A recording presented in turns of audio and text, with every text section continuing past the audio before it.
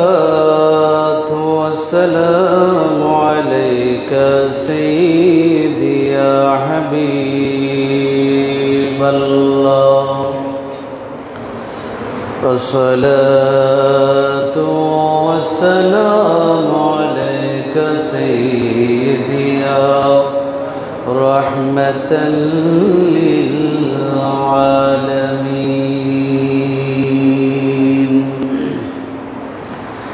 أعوذ بالله من الشيطان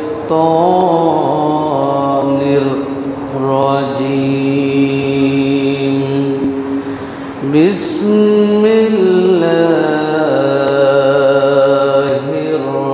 الرحمن الرحيم إن أيها الذين آمنوا صلوا عليه وسلموا تسليما صلى الله على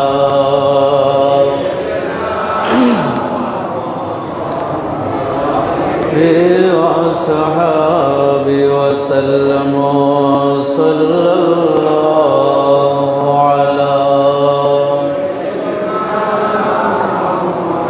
وآله سلم صلى الله على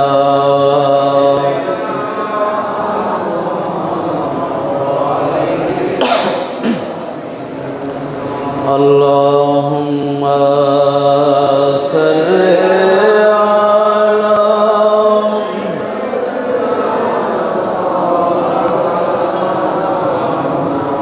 وعلى آل سيدنا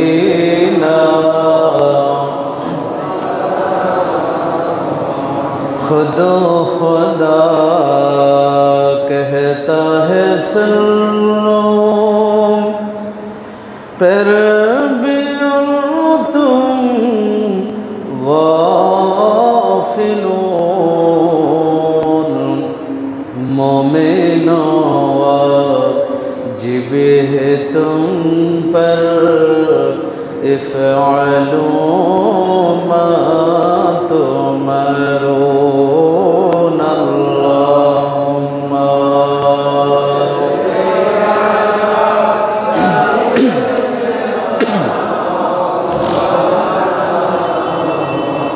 वअला आलि सय्यिदिना बिस्मिल्लाहिर रहमानिर रहीम قل هل يستوي الذين يعلمون والذين لا يعلمون صدق الله مولانا العظيم وصدق رسوله النبي الحبيب الكريم पवित्र माहे रजबुल मुराज्जब शरीफेर तृतीय जुमार नामाज आदाय करबार उद्देश्ये आगत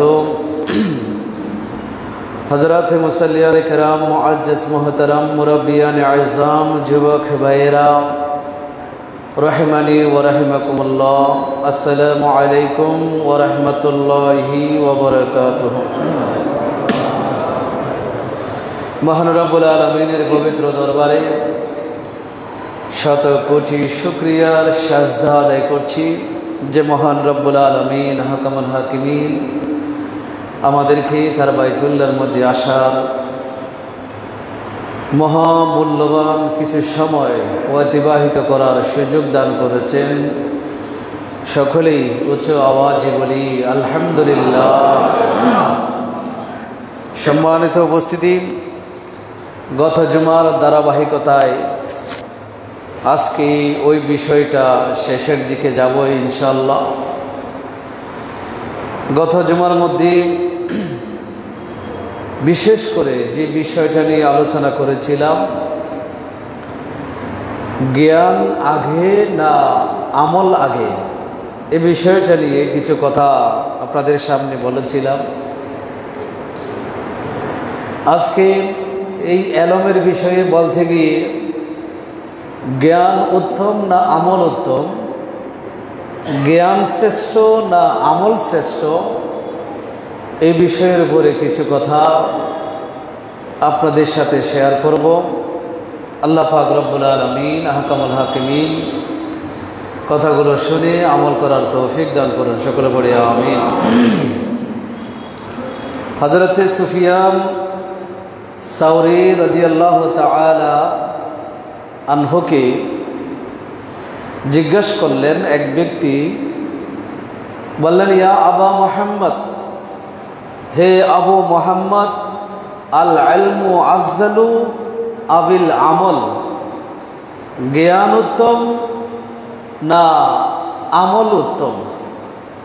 আমল তো বুঝেন, আমল মানে এখন আমরা যেটা করতেছি এটা হচ্ছে জ্ঞান অর্জন করতেছি, জ্ঞানের সমাবেশ এখন আমরা আছি।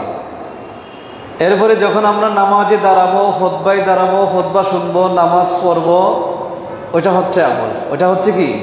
আমল। এখন আমরা যেটা আছি, যেটা শুনতেছি, এটা হচ্ছে জ্ঞানের মজলিস। সুফিয়ান সাউরি রাহমাতুল্লাহি আলাইহিকে জিজ্ঞেস করা হলো, জ্ঞান উত্তম, জ্ঞান শ্রেষ্ঠ না আমল শ্রেষ্ঠ? তখন হযরত সুফিয়ান সাউরি রাহমাতুল্লাহি আলাইহি উত্তর দিলেন, আল ইলমু, জ্ঞান হলো শ্রেষ্ঠ। সুবহানাল্লাহ, জ্ঞান শ্রেষ্ঠ, আমলের চেয়ে জ্ঞান শ্রেষ্ঠ। আমলের আগে জ্ঞান লাগবে, আর সেই জ্ঞানটা হলো আমলের চেয়ে উত্তম বেশি, শ্রেষ্ঠ বেশি, শ্রেষ্ঠত্ব জ্ঞানের। এই জন্য হাসরের মাঠে জান্নাত এবং জাহান্নাম যেই দুটি জিনিস উদ্বোধন করা হবে, সেটার ব্যাপারে বলা হয়েছে জ্ঞানীকে দিয়ে উদ্বোধন করা হবে। জ্ঞানীকে দিয়ে, খায়রুল খিয়ার খিয়ারুল উলামা, জ্ঞানীদের মধ্যে যারা শ্রেষ্ঠ তারাই শ্রেষ্ঠ, আবার সবচেয়ে নিকৃষ্ট সেও জ্ঞানীদের মধ্যে অন্তর্ভুক্ত। তাহলে জ্ঞানী হলো একদিক দিয়ে সবচেয়ে নিকৃষ্ট হতে পারে, আবার জ্ঞানী সে সবচেয়ে শ্রেষ্ঠ হতে পারে। কারণ জ্ঞানের সাথে যখন আমল যখন যুক্ত হবে, দুটি যখন একসাথে হয়ে যাবে, তখন সেই জ্ঞান সবার চেয়ে শ্রেষ্ঠ হবে। আবার জ্ঞান শ্রেষ্ঠ, এই শ্রেষ্ঠ জিনিসের সাথে যদি আমল আবার যদি না থাকে, তাহলে সেই শ্রেষ্ঠ জ্ঞান শ্রেষ্ঠ থাকতে পারে। খাবারের মধ্যে আমরা সচরাচর বিরিয়ানি এটা খুবই দামি খাবার মনে করি, ভালো খাবার, উন্নত খাবার মনে করি। সাদা ভাত যদি বাসি হয়ে যায় দুর্গন্ধ বেশি ছড়ায় না, কিন্তু বিরিয়ানি ভাত যদি বাসি হয় তাহলে কি দুর্গন্ধ বেশি। জ্ঞানই শ্রেষ্ঠ, জ্ঞান শ্রেষ্ঠ, সব ঠিক আছে, কিন্তু সেই জ্ঞানের সাথে যখন আমল যখন যদি যুক্ত না হয়, আবার সেই জ্ঞান বা জ্ঞানেরও কোনো দাম নাই। তো সুফিয়ান সাউরি রাহমাতুল্লাহ আলাইহি বলেন, জ্ঞান হলো শ্রেষ্ঠ, জ্ঞান শ্রেষ্ঠ আমলের চেয়ে, দুইটার মধ্যে তুলনা করলে। কিন্তু কোন জ্ঞান শ্রেষ্ঠ? বলে সেই জ্ঞানের সাথে আমল যুক্ত আছে, সেই জ্ঞান শ্রেষ্ঠ। জোরে বলে সুবহানাল্লাহ। এই জন্য আমি সামনে বলবো, আলেমদের বিভিন্ন শ্রেণী বিভাগ আছে, বিভিন্ন ক্যাটাগরির আলেম আছে। আমরা মাদ্রাসায় পড়াই, কামিলে পড়ায়, হাদিস পড়ায়, বুখারী, মুসলিম, সিহাসিত্তার কিতাব পড়ায়, তাফসিরে কাশাফ, তাফসিরে বাইদাবি, এই কিতাবগুলো আমরা দরজ দিই। কিন্তু পোশাক অনেকটা দেখা যায় আমাদের গায়ে যেটা আছে অনেক আবার মৌলানা সাহেবকে দেখা যাবে আমাদের চেয়ে আরো স্মার্ট পোশাক আছে, আছে না নাই? আছে। আমাদের গ্রামে, ওই গ্রামের মসজিদে যিনি আজান দিচ্ছেন, ইমামতি করছেন, সেটাকে যেই মাফের ওনারা দেখেছেন, অনেক বড় মাফের একজন আলেমকেও অনেক সময় তারা ওই মাফের ওইটার সাথে কি করে তুলনা করে। এরকমও আছে। কেন করে? কারণ তারা পার্থক্য করতে পারে না। এই জন্য আলেমদের মধ্যে বিভিন্ন ক্যাটাগরি এবং বিভিন্ন শ্রেণীতে আছে। পোশাকে আশাকে যদি স্মার্ট হয়ে যায়, ভাষাগত দিক দিয়ে যদি স্মার্ট হয়ে যায়, আমরা অনেকে সেটাকে বিশাল বড় জাহাজ এলমের ওটা মনে আমরা করি, তবে আসলে কথাটা সঠিক না। ইব্রাহিম বিন আদহাম জঙ্গলে বসবাস করতেন। জঙ্গল থেকে লাকড়ি এনে মদিনার বাজারে বিক্রি করে রাতের বেলা মসজিদে নববীতে ঢুকে সারা রাত ইবাদত বন্দেগী করতেন। সেখানে ফেরেশতারা যখন মসজিদে নববীতে চলে আসে, এখনো সিস্টেম আছে যে আল্লাহর রূহ এই কথা বলে মসজিদে নববীর ভিতর থেকে এশার নামাজের পরে সবাইকে বের করে দেওয়া হয়, তালা লাগিয়ে দেওয়া হয়। কিন্তু ইব্রাহিম বিন আদহাম যে কোনো এক সময় কৌশল করে সেই মসজিদে নববীর ভিতরে তখন থেকে ছিল, এখানে অবস্থান করছিলেন। সবাই যখন চলে গেল, তিনি নামাজে দাঁড়ালেন। আল্লাহর রহমতের ফেরেশতা সেখানে নামাজের জন্য আসেন। তারা একে অপরকে বলছে, আজকে আমাদের সাথে আল্লাহর এমন একজন বান্দা এখানে নামাজরত আছে যার নাম আল্লাহর ওলিদের কাতারে লিপিবদ্ধ আছে। সুবহানাল্লাহ। তো ইব্রাহিম বিন আদহাম তো বাদশাহ ছিল এক সময়, এই বাদশাহী ছেড়ে জঙ্গলে চলে গেছেন। জঙ্গল থেকে, জঙ্গলে যার বসবাস, পোশাক আশাক ঠিক নেই, ছেঁড়া পাঠা সেই পোশাকগুলো পরে। তো সেই পোশাক পরা একজন মানুষ জঙ্গল থেকে লাকড়ি এনে বাজারে বিক্রি করে, শ্রমিকের কাজ করে জীবন নির্বাহ করে, আর সেই মানুষটার কথা বলছে তার নাম আল্লাহর ওলিদের কাতারে লিপিবদ্ধ আছে। সুবহানাল্লাহ। তাহলে পোশাক দিয়ে সবাইকে স্মার্ট বলা যাবে। উপরে ফিটফাট হলেও অনেকে আবার ভিতরে কি আছে, সদরঘাট। আপনাদের পাশে আছে না? আমাদের আঞ্চলিক ভাষায় কথা, উপরে ফিটফাট ভিতরে সদরঘাট। এটা মনে রাখতে হবে আমাদেরকে। আল্লাহ আমাদেরকে বোঝার তৌফিক দান করে, সকলে পড়ে আমিন। যে কথা বলছিলাম, হযরত সুফিয়ান সাওরী রাহমাতুল্লাহ আলাইহি বলেন, এলম হলো উত্তম আমলের চেয়ে। দলিল হলো আল্লাহ তাআলার বাণী, ফাআলাম আন্নাহু লা ইলাহা ইল্লাল্লাহ ওয়াস্তাগফির লিযামবিকা। আল্লাহ তাআলা কোরআনে বলেছেন, প্রথমে তুমি জানো আল্লাহ ছাড়া কোনো মাবুদ নাই, অতঃপর এটা যখন তুমি জানবে, এই জ্ঞান যখন তোমার কাছে অর্জিত হবে, তখন তুমি সেই আল্লাহর কাছে ইস্তেগফার করো। জোরে বলে সুবহানাল্লাহ। ইস্তেগফার হলো আমল, আর আল্লাহকে এক জানা সেটা হচ্ছে এলম।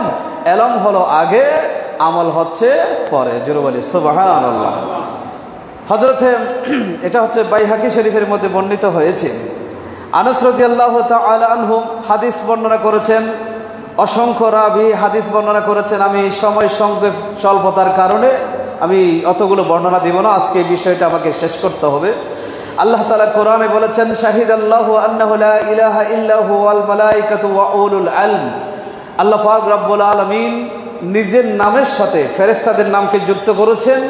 এই ফেরেশতাদের নামের সাথে জ্ঞানীদের নামকে যুক্ত করে দিয়েছেন। জোরে বলে সুবহানাল্লাহ। আল্লাহর কোরআনে আল্লাহ বলেছেন, আল্লাহ যে এক, এই কথার সাক্ষ্য দিয়েছেন। আল্লাহ নিজেই বলেছেন, আল্লাহর ফেরেশতারা সাক্ষ্য দিয়েছেন। আর কারা দিয়েছেন? বলে আমার বান্দাদের মধ্যে যারা জ্ঞানী, আমি আল্লাহ সম্পর্কে জানে, তারাই আমি আল্লাহকে এক বলে সাক্ষ্য দিয়েছেন। জোরে বলে সুবহানাল্লাহ। সুতরাং এখানে জ্ঞানীদেরকে আল্লাহ ফেরেশতাদের কাতারে শামিল করে দিয়েছেন। এই জন্য জ্ঞান হলো শ্রেষ্ঠ, জ্ঞানের মজলিস হলো শ্রেষ্ঠ। জ্ঞান যাদের আছে তারা হলো পৃথিবীর সমস্ত মানুষের মধ্যে শ্রেষ্ঠ মানুষ। আল্লাহ আমাদেরকে কবুল করুন, সকলে পড়ে আমিন। এই জন্য হযরত আব্দুল্লাহ ইবনে মাসউদ রাদিয়াল্লাহু তাআলা আনহু হাদিস বর্ণনা করেছেন। তিনি বলেন, রাসূলুল্লাহ সাল্লাল্লাহু আলাইহি ওয়াসাল্লাম বলেছেন, তাআল্লামুল কুরআন ওয়া আল্লিমুহান নাস। তোমরা কোরআন নিজেরা শিখো এবং মানুষকে সেটা শিক্ষা দাও। ওয়া তাআল্লামুল ইলমা ওয়া আল্লিমুহুন নাস। তোমরা জ্ঞান নিজেরা অর্জন করো, সেই জ্ঞান অন্যান্য মানুষকে তোমরা নিজেরা শিক্ষা দান করো। ওয়া তাআল্লামুল ফারাইদ ওয়া আল্লিমুহান নাস, তোমরা ফরায়েজ, যেটা ফরাইজের একটা জ্ঞান আছে সেটাও তোমরা অর্জন করো, সেটা মানুষকে তোমরা শিক্ষা দাও। কারণ ফাইন্নী ইমরাউম মাকবুদুন, কারণ আমিও একজন মানুষ হিসেবে আমাকেও তোমাদের কাছ থেকে পর্দা গ্রহণ করতে হবে, পর্দাবৃত হতে হবে, আমাকেও দুনিয়া থেকে বিদায় নিতে হবে। ওয়া ইন্নাল ইলমা সায়ুকবাজু হাত্তা ইয়াখতালিফার রাজুলান ফিল ফরিদা, কারণ যে আমি যাওয়ার পরে আস্তে আস্তে আলেমদের উঠিয়ে নেওয়ার মাধ্যমে জ্ঞানগুলো আস্তে আস্তে উঠিয়ে নেওয়া হবে। এমন এক সময় আসবে একটা ফরজ বিষয়ের ব্যাপারে মানুষ মতানৈক্যের মধ্যে লিপ্ত হবে, তখন এমন কোনো মানুষ পাওয়া যাবে না যার কাছে গিয়ে সেই মতানৈক্যের সমাধান কি হবে সেটা তারা জিজ্ঞেস করতে পারবে, এরকম মানুষ পাওয়া যাবে, এরকম একটি অবস্থা চলে আসবে। এই জন্য নবীজি বলেছেন তোমরা জ্ঞান অর্জন করো, জ্ঞান অর্জন করো, কোরআন শিখো, কোরআন অপরকে শিখাও, জ্ঞান নিজেরা অর্জন করো, অপরকে শিক্ষা দাও, ফরায়েজ নিজেরা শিখো, অপরকে কি করো, শিক্ষা দাও। এটা শুধু আমার জন্য না, এটা শুধু যারা আলেম তাদের জন্য না, এটা আপনাদের সকলের প্রত্যেক মানুষের জন্য এই আল্লাহ রসুলের নির্দেশ ছিল, কিয়ামত পর্যন্ত থাকবে। আল্লাহ আমাদেরকে বোঝার তৌফিক দান করে, সকলে বলে আমিন। আমি কথা সংক্ষেপ করছি। আমি কিতাবগুলো যখন খুলি দেখা যায় ইমাম শাহরানি রহমতুল্লাহি আলাইহ তার একটা বিশ্ববিখ্যাত কিতাব আছে আত-তাবকাতুল কুবরা। এই কিতাবের ভিতরে ইমাম সুফিয়ান সাউরি রহমতুল্লাহি আলাইহির একটা কওল তিনি নকল করেছেন। ইমাম সুফিয়ান সাউরি রহমতুল্লাহ আলাইহি বলেন, আল উলামা ও সালাসাতুন, যারা জ্ঞানী তারা তিন শ্রেণীতে বিভক্ত। কয় শ্রেণীতে বিভক্ত? মনে রাখবেন, এগুলো মনে রাখতে হবে। কয় শ্রেণীতে বিভক্ত? তিন শ্রেণীতে বিভক্ত। আমি যারা সাধারণ, আপনারা যারা শিক্ষিত, আপনারা জ্ঞানী নয় একথা বলতে পারবো না। একজন বাদশা যদি রাজদরবার ছেড়ে জঙ্গলে বসবাস করে সে যদি আল্লাহর ওলিদের কাতারে চলে যেতে পারে, তা আপনারা পারবেন না কেন? জ্ঞানী সেই হয় যার ভিতরে আল্লাহ কি চলে আসে, ভয় চলে আসে, যার ভিতরে আল্লাহর পরিচয় চলে আসে, যে আল্লাহকে সত্যিকারে চিনে, যে আল্লাহকে সত্যিকারে বুঝে, যে আল্লাহ জান্নাত জাহান্নাম সব কিছুকে মানে, আল্লাহ যে জান্নাত দিবেন জাহান্নাম দিবেন অপরাধ হলে সেটা বিশ্বাস করে, এই ভয় যার অন্তর আছে সে একজন সত্যিকারের জ্ঞানী, সে একজন সত্যিকারের জ্ঞানী। বলতে শুধু আবাক আবাক জুব্বা পড়লেই জ্ঞানী হবে এ কথা ঠিক নয়। তো আল্লামা সুফিয়ান সাউরি বলেন জ্ঞানী তিন শ্রেণীতে বিভক্ত। এক শ্রেণী হয় আলিমুম বিল্লাহি ওয়া বিআমরিল্লাহ, এক শ্রেণীর জ্ঞানী আছে যারা আল্লাহকে জানে, আল্লাহর নির্ধারিত বিধিবিধান সম্পর্কে জ্ঞান রাখে, আল্লাহকেও জানে, আল্লাহর নির্ধারিত বিধিবিধান সম্পর্কে কি রাখে, জ্ঞান রাখে। নিজেরা মাপতে পারবে নিজেদেরকে, আমি জানি কিনা, আপনি জানেন কিনা, আমল করেন কিনা, নিজেই নিজেকে মাপা যাবে। বলে আলামত কি, এটাকে চিনব কিভাবে? তিনি সেটাও বলে দিয়েছেন, আই ইয়াখশাল্লাহ ওয়া ইয়াকিফা ইনদা হুদুদিল্লাহ, সে আল্লাহকে ভয় করে এবং আল্লাহর যে বিধিবিধান আছে সেগুলোর প্রতি যথাযথ সম্মান প্রদর্শন করে। জোরে বলি সুবহানাল্লাহ। আল্লাহকে ভয় করে, আল্লাহকে চিনে, আল্লাহর বিধিবিধান সম্পর্কে জ্ঞান রাখে, এটার চিহ্ন হলো আল্লাহকে ভয় করে, আল্লাহর যত বিধিবিধান আছে সেগুলোর প্রতি যথাযোগ্য সম্মান প্রদর্শন করে। আল্লাহর বিধান যতগুলো হারাম এবং হালালের বিধান আছে, এই সমুদয় বিধানের প্রতি বিন্দু মাত্র আপনার যদি সন্দেহ থাকে, আপনি যত বড় আল্লামা দাহার হন না কেন, যুগশ্রেষ্ঠ সার্টিফিকেট আপনার থাকুক না কেন, আপনি কখনো জ্ঞানী হতে পারবেন? এই সংজ্ঞায় সেটা চলে আসলো। জ্ঞানী সেই হবে কোরআন পড়ে নাই, হাদিস পড়ে নাই, এরপর উলামা ইকরামের জবান থেকে আল্লাহ রসুলের কথা শুনে আল্লাহর ভয় অন্তরে চলে এসেছে। আল্লাহর কথা শুনলে চোখ দিয়ে পানি পড়ে, আল্লাহর কোরআনের তেলাওয়াত শুনলে শরীর কেঁপে ওঠে, শরীরের পশম খাড়া হয়ে যায়। এই ধরনের পরিস্থিতি যাদের অন্তরে আছে যাদের জীবনে এরকম একটা পরিবেশ আছে, সেই মানুষগুলোকে আল্লামা সুফিয়ান সাওরী রাহমাতুল্লাহ আলাইহি জ্ঞানী বলে আখ্যায়িত করেছেন। জোরে বলে সুবহানাল্লাহ। জ্ঞানী হওয়া এত সহজ নয়। শুধু কোরআন হাদিস পড়লাম, আবা কাবা জুব্বা পড়লাম, মাথায় বড় পাগড়ি পড়লাম, লম্বা লম্বা দাড়ি রাখলাম, সুন্দর কোরআন তেলাওয়াত করতে পারি, লাহান দিয়ে আমি কোরআন তেলাওয়াত করতে পারি, এর নাম আলেম বা জ্ঞানী নয়। আপনার জীবনের প্রশ্ন আসবে যখন আপনার জীবন, আপনার নফস এবং শরীয়ত যখন মুখোমুখি দাঁড় হবে, তখন আপনি কাকে প্রাধান্য দিবেন সেটা আপনার ওই জায়গায় প্রমাণিত হয়ে যাবে। আপনার ব্যক্তিগত জীবনে আঘাত আসছে, শরীয়তকে যদি আপনি বাঁচাতে চান, ব্যক্তিগত জীবনে আঘাত আসতেছে, আর যদি আমি ব্যক্তিগত জীবনকে যদি বাঁচাতে চাই তাহলে শরীয়তকে ছেড়ে দিতে হবে, এরকম পরিস্থিতি যখন আসবে তখন আপনি জ্ঞানী কিনা সেটা প্রমাণিত হয়ে যাবে। আপনার নবীর বিষয় যখন আপনার সামনে আসবে, আল্লাহর ওলিদের শান মানের বিষয় যখন আপনার সামনে আসবে, তখন আপনার দলকে আপনি প্রাধান্য দিচ্ছেন না নবীর বিষয়টাকে প্রাধান্য দিচ্ছেন, আল্লাহর ওলিদের বিষয়টাকে প্রাধান্য দিচ্ছেন, সেটা প্রমাণিত হয়ে যাবে আপনি কতটুকু জ্ঞানী। আমরা আজকে নিজের দল, নিজের প্রতিষ্ঠিত মতবাদ, নিজের বাবার দিনের মতবাদ, এটাকে প্রতিষ্ঠা করার জন্য কেন নবীর বিরুদ্ধে পর্যন্ত যেতে আমরা কুণ্ঠাবোধ করি না, তাহলে বুঝে যায় আপনি কত বড়। কেউ যখন বলে যে অমুক রাখাল, এটা নিয়ে যখন সমালোচনার ঝড় উড়ে, তাদের পক্ষ হয়ে আবার অনেকে সেটাকে পরিষ্কার করার জন্য এসে বলে এটা বলার মধ্যে কোনো অসুবিধা নাই, ওই যে নিজের মতামতটাকে কি করার জন্য, প্রতিষ্ঠা করার জন্য।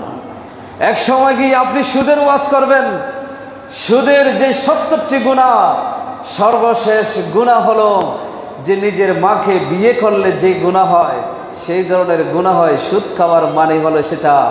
তাহলে সে কথা আপনি বলবেন।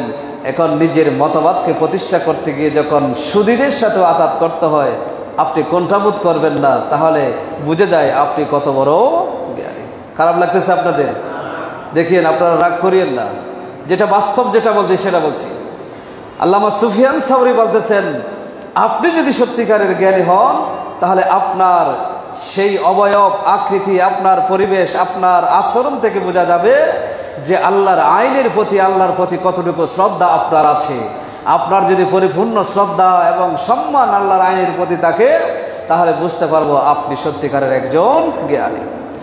দ্বিতীয় নম্বর তিনি বললেন, ওয়া আলিমুম বিল্লাহি দুনা আওয়ামিরিল্লাহ, আল্লাহ সম্পর্কে জানে কিন্তু আল্লাহর বিধিবিধান সম্পর্কে তার ধারণা নেই, এরকম একজন কিছু জ্ঞানী আছে। সেই জ্ঞানীর আলামত হলো আইয়াকশাল্লাহ, তারা আল্লাহকে কিন্তু ভয় করে, কিন্তু আল্লাহর বিধিবিধানের প্রতি তাদের যেই যথাযোগ্য সম্মান দেওয়া দরকার সেভাবে সম্মান তারা দিতে পারে না।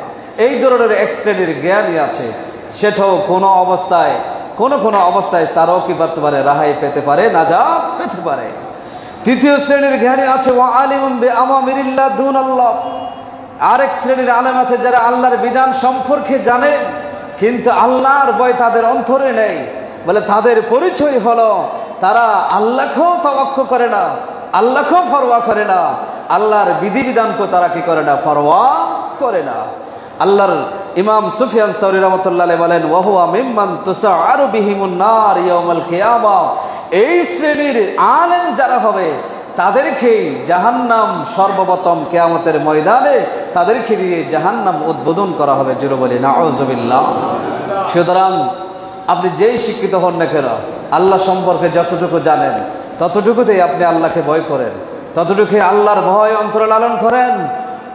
জুলুম করা থেকে, অন্যায় করা থেকে, গীবত, সমালোচনা, পরনিন্দা, জেনা, ব্যভিচার, যেগুলো আল্লাহ হারাম করেছেন সেগুলো থেকে নিজেকে বাঁচিয়ে রাখার চেষ্টা করেন। এগুলো থেকে আপনি যখন আল্লাহর ভয়ে নিজেকে বাঁচানোর চেষ্টা করবেন, তৌফিক আল্লাহ তাআলা দান করবেন। আপনি যখন বেঁচে যাবেন তখন আপনি স্কুলে, মাদ্রাসায়, কলেজ, ইউনিভার্সিটিতে কোথাও না পড়েও আল্লাহ আপনাকে ওই যে আলেম যারা জ্ঞানীদের কাতার যেটা সেই কাতারে আল্লাহ অন্তর্ভুক্ত করে দিবেন। জোরে বলে সুবহানাল্লাহ। এটাই হলো মূল বিষয়। সুতরাং জ্ঞান প্রাতিষ্ঠানিক জ্ঞান সার্টিফিকেটের জন্য হয়, আর প্রাতিষ্ঠানিক জ্ঞান ছাড়াও নিজেও জ্ঞান অর্জন করতে পারে ঘরে বসে বসে। সেটা হচ্ছে আল্লাহর ভয়, আল্লাহর বিধিবিধানের ভয়, আল্লাহর বিধিবিধানের প্রতি সম্মান, আল্লাহর প্রতি সম্মান, নবীর প্রতি সম্মান, এগুলোর প্রতি সম্মান, এটাও এক প্রকার জ্ঞান। এই জ্ঞান আপনাকে ওলিদের কাতারে নিয়ে যাবে। জোরে বলে সুবহানাল্লাহ। গত জুমার মধ্যে আমি কথা বলেছিলাম একটা, এই মসজিদ যে বা যারা প্রতিষ্ঠা করেছেন সম্ভবত 1871-70 সালের দিকে, স্বাধীনতার প্রায় 100 বছর পূর্বে এই মসজিদ প্রতিষ্ঠিত হয়েছিল, ঠিক না? তো এই মসজিদ যিনি প্রতিষ্ঠা করেছিলেন, কেন করেছিলেন? তার উদ্দেশ্য ছিল ইসলামের আলো এখান থেকে প্রচার এবং প্রসারিত হবে। এখন দেখি আমরা যারা এখানে নামাজ পড়ি, একজন মুসল্লি দেখি দাঁড়িয়ে যে যারা প্রতিষ্ঠা করেছেন তাদের সমালোচনা করতে পারবেন? তাদেরকে অসম্মান করতে পারবেন? যদি কেউ না মুসল্লি, একজন মুসল্লিও যদি এই মসজিদ যারা প্রতিষ্ঠা করেছেন, যিনি করেছেন তার বিরুদ্ধে একটা কথা বলে, আমরা কি করব? সাথে সাথে প্রতিবাদ করব, ঠিক না? কারণ আমরা জানি তিনি শ্রেষ্ঠ। শ্রেষ্ঠ না হলেই এত বিশাল জায়গা দিয়ে তিনি এই মসজিদ কখনো প্রতিষ্ঠা করতেন? কারণ তিনি ইসলামের চেরাগ এখানে প্রজ্বলিত করে দিয়েছেন, যেই চেরাগের আলো কিয়ামত পর্যন্ত জ্বলতে থাকবে। মানুষ এখান থেকে নূর আলো গ্রহণ করতে থাকবে, ইসলাম এখান থেকে প্রচার এবং প্রসারিত হতে থাকবে। তাহলে সেই মসজিদের প্রতিষ্ঠাতার বিরুদ্ধে যদি কোনো কথা বলা না যায়, যিনি মসজিদ দিয়েছেন তার যদি সমালোচনা করা না যায়, তাহলে এই ভারতবর্ষে উপমহাদেশে যিনি ইসলামের আলো জ্বালিয়েছেন, যিনি জীবদ্দশায় 90 লক্ষ মুসলমান ভারতের জমিনে, যিনি যার হাত ধরে ইসলাম গ্রহণ করেছেন, 90 লক্ষ মানুষ ইসলাম গ্রহণ করেছেন, 90 লক্ষ মানুষ ইসলামের পতাকা তলে ছায়ায় আশ্রয় গ্রহণ করেছেন, সেই খাজা মাঈনুদ্দিন চিশতি আজমেরি সঞ্জারি রহমতুল্লাহ আলাইহি এর বিরুদ্ধে আপনি সমালোচনা করবেন, আমরা কি মেনে নিতে পারবো? কথা বলেন না, মেনে নিতে পারবো? এটা হচ্ছে রজবুল মুরাজ্জাব মাস, সেই মাঈনুদ্দিন খাজা আজমেরির ওফাতের মাস, বিসালের মাস। আমরা তার নুন খেয়েছি, তার গুণ তো আমাদের শোধ করতে হবে, তার প্রশংসা আমাদের করতে হবে। তিনি এই ভারতবর্ষে আল্লাহ রসুল তাকে পাঠিয়েছেন, তিনি রসুলের নির্দেশে ভারতবর্ষে এসে ইসলামের আলো প্রজ্বলিত করেছেন। তিনি সর্বপ্রথম এই ভারতবর্ষে ইসলাম তিনি জ্বালিয়েছে, ইসলামের প্রদীপ জ্বালিয়েছেন। সেই প্রজ্বলিত প্রদীপ থেকে নূরের আলো নিয়ে আস্তে আস্তে পুরা দক্ষিণ এশিয়া পুরাটা ইসলামের ছায়া তলে এসেছে। আজকে আমরা মুসলমান বলে দাবি করতে পেরেছি, আজকে এই মসজিদে আমরা শান্তিতে নামাজ পড়তে পারছি, এটাও খাজা গরিবের নামাজের অবদান, ঠিক করে বলেন না? সুতরাং এই যে খাজা গরিবের নামাজকে ভুলে গেলে চলবে? আর কেউ যদি আপনি বলেন সে খাজা গরিবের নামাজের সমালোচনা করেন, সেটাও আমরা কখনো মেনে নিতে পারি। এই জায়গায় যে মসজিদ দিয়েছেন যিনি, খাজা গরিবের নামাজ হিন্দুস্তানে না আসলে, এখানে ইসলাম প্রচার যদি না হতো, হয়তো এই মসজিদ এখানে প্রতিষ্ঠা করা এক সময় সম্ভব হতো। এরকম একটা পরিবেশ ছিল, কিন্তু সেই পরিবেশটাকে ইসলামের যে অনুকূলে নিয়ে এসেছেন সে খাজা মাঈনুদ্দিন চিশতি রহমতুল্লাহ আলাই, মুজাদ্দিদ আল ফিসানি রহমতুল্লাহ আলাই, কুতুবউদ্দিন বখতিয়ার কাকি রহমতুল্লাহ আলাই, জগৎ উসমান হারুনি হারওয়ানি রহমতুল্লাহ আলাই, জগৎ বিখ্যাত আউলিয়ায়ে কেরাম এই ভারতবর্ষে ইসলামের পতাকাকে উড্ডীন করার জন্য বিয়ে করে নাই, শাদী করে নাই, ঘর সংসার ছেড়েছে, সম্পদের মায়া ছেড়েছে, সব কিছু ছেড়ে ইসলামের সেই পতাকাকে উড্ডীন করার চেষ্টা করেছে, চেষ্টা চালিয়ে গিয়েছে। কাফেরেরা অত্যাচার করেছে, জাদুকরেরা জাদুটোনা করেছে, আর কাফেরেরা তরবারি দিয়ে আঘাত করেছে, বন্দুক দিয়ে আঘাত করেছে, এরপরে সব কিছু সহ্য করে ইসলামের সেই বীজ এখানে বপন করে দিয়েছেন। আজকে আমরা যদি তাদেরকে ভুলে যাই, তাহলে আমরা নিমক হারাম মুসলমানে কি হব, পরিণত হব। আল্লাহ আমাদেরকে বোঝার তৌফিক দান করে, সকলে বলি আমিন। আজ গরিবের নামার মাস, গরিবের নামাজের অফাতের মাস, এই জন্য কথাটা বললাম। সুতরাং আমার নিজের বাবা যত অপরাধী হোক না কেন, আমি কখনো কারো মুখে আমার বাবার বিরুদ্ধে সমালোচনা আমি শুনতে চাই না, ওটা আমি পছন্দ করি না। আরে আমার বাবা যিনি, আমি বাকে বাবার অধিকার দিচ্ছি, যেই বাবা আমাকে সন্তানের অধিকার দিয়েছে, এই অধিকার প্রতিষ্ঠা করেছেন আমার নবী এবং আউলিয়াই কেরাম, সাহাবাই কেরাম। আর সেই নবী, ওলি, সাহাবাই কেরামের বিরুদ্ধে কথা বলবা, যাকে আমি বাবা বলতে পারি না, ছোট্ট বাবা, যেই বাবার অধিকার আমাকে নবী দিয়েছেন, সেই বাবার বিরুদ্ধে সমালোচনা করলে, সেই নেতার বিরুদ্ধে সমালোচনা আপনার গায়ে জ্বলন হয়।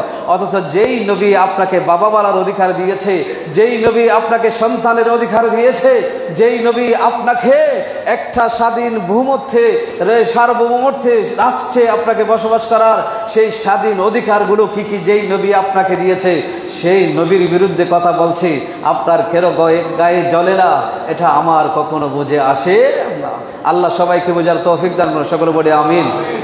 রাগ করতেছেন আমার কথাগুলোতে? আমি যে হাজা গরিবিন আমার মাস, সে কথার সূত্র ধরে বলছি। এই জন্য অনুরোধ করব, যত কিছু হোক না কেন, সব জায়গায় সব কথা মেনে নেব, তোমার দুনিয়াবি সমস্ত আদেশ নিষেধ সব মেনে নেব, কিন্তু নবীর বিরুদ্ধে কথা বলবা সেটা মেনে নিতে পারবো?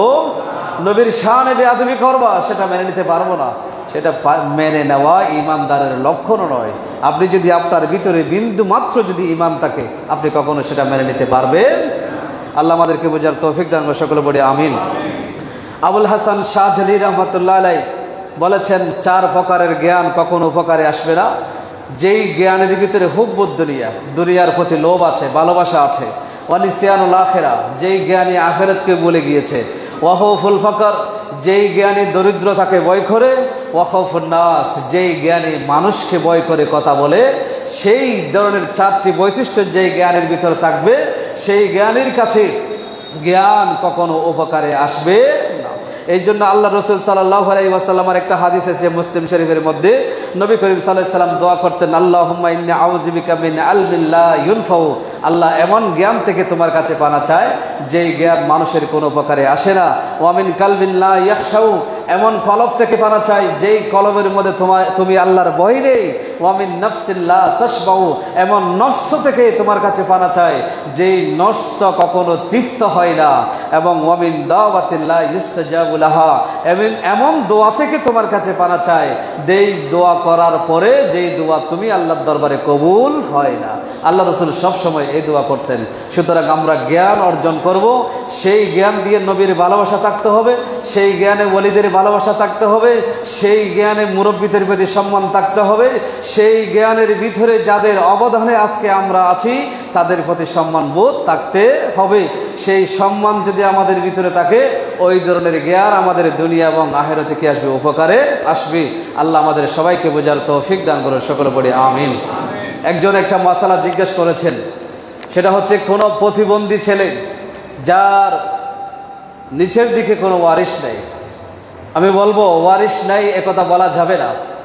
কোনো ছেলে সে বিয়ে করে নেয়, তাহলে সেদিকে ওয়ারিশ নেই, স্ত্রী নাই, সন্তান নাই, কিন্তু সেই ছেলের তো মা এবং বাবা আছে, আসলে না?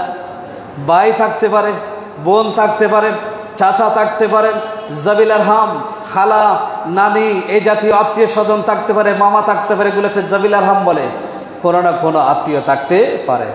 এরপরেও যদি কোনো আত্মীয় স্বজনের যদি কেউ যদি না থাকে, এই সম্পদটা শরীয়তের নিয়ম অনুযায়ী সরকারি সম্পদে রূপান্তরিত হবে। আমার এলাকায় যদি এরকম হয়, আমার এলাকার কোনো ব্যক্তি সেই সম্পদের কি হবে না, মালিক হতে পারবে। এটা শরীয়ত অনুমতি দেয় নাই। কোনো প্রতিবন্ধী হোক, যার কোনো ওয়ারিশ নেই, না থাকলে তার সম্পদ যদি থাকে সেগুলোর মালিক কে হবে? সরকার হবে, অন্য কেউ মালিক হতে পারবে না।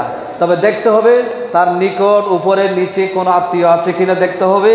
এইরকম আত্মীয় থাকলে স্তর বাই স্তর আছে, স্তর বাই স্তর আছে, এখানে মোট 9টি স্তর আছে। প্রথম স্তর, দ্বিতীয় স্তর, তৃতীয় স্তর, এভাবে স্তরে স্তরে যেতে হবে। ফারাইজের মধ্যে সেগুলো বর্ণনা করে দেওয়া আছে, আল্লাহ রসুল সেগুলো বর্ণনা করে দিয়েছেন। সুতরাং সেই স্তর অনুযায়ী সেগুলো সম্পদগুলো বন্টন করে দিতে হবে। এরপরে যে এখানে মাঝিরঘাট ট্রাক মালিক সমিতির পক্ষ থেকে